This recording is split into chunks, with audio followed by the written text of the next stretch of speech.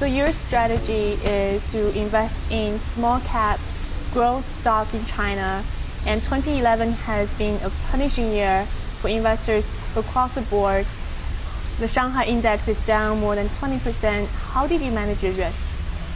Well, 2011 has been a tough year for everybody, for China, for Asia, for Europe, for US. And one of the reasons why it's been so tough is there has been a liquidity flow out of Asia and China into the home country. Our fund focuses primarily on consumer-related stocks. We believe that the emergence of the middle class in China is for real.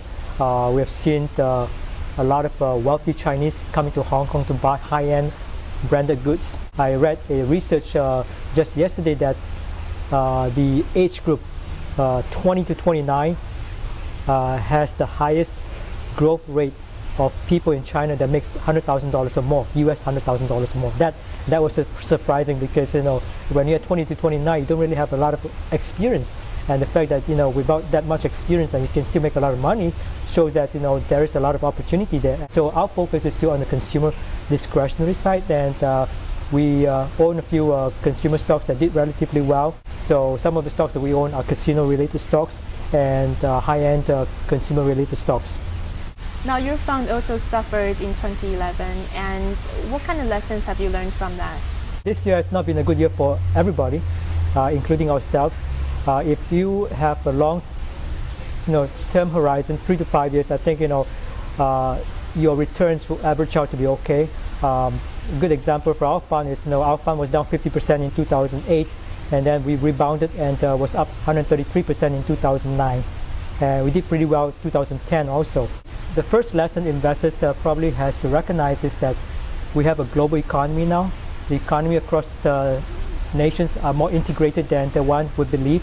So in the 80s, everybody talked about diversifications when you can have diversified portfolio if you were to invest in developed market and also emerging markets.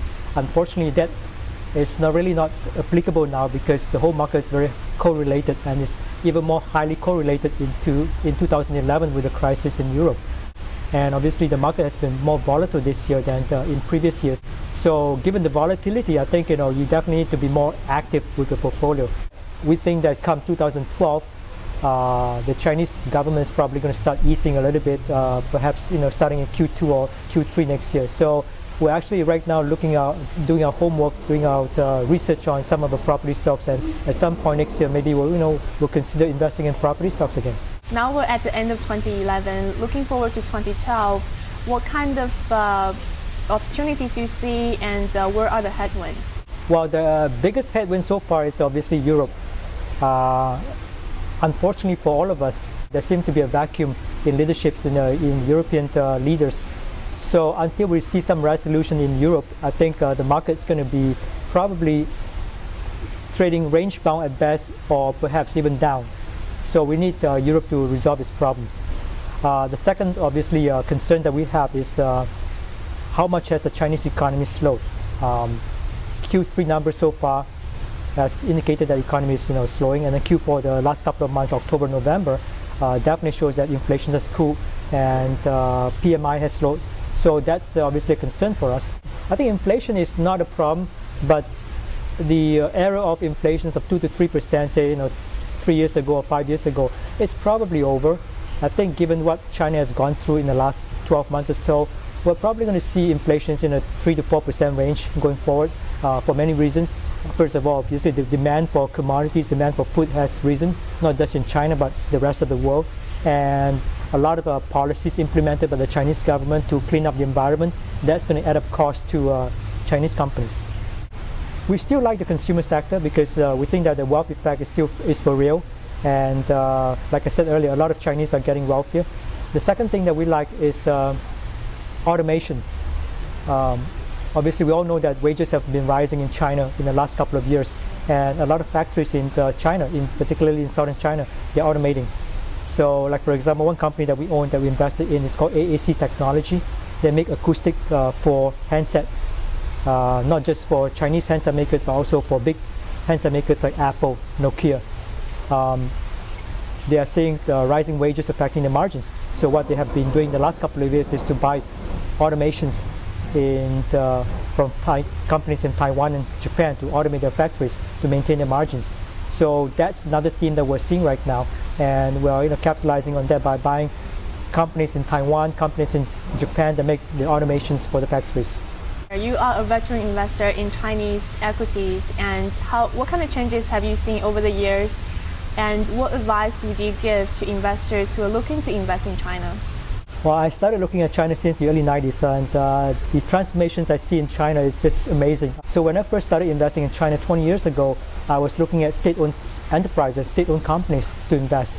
And I was looking at companies from Hong Kong that have factories in southern China that make cheap apparel, cheap shoes for consumers in the West to invest. That's the kind of companies we look at 20 years ago. And starting about 5 years ago, we are looking at different types of companies to invest, basically copycats. A good example is Baidu, right?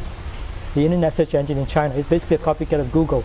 And then you have Sina, you have Youku. So all these are basically copycats of what has been successful in the US.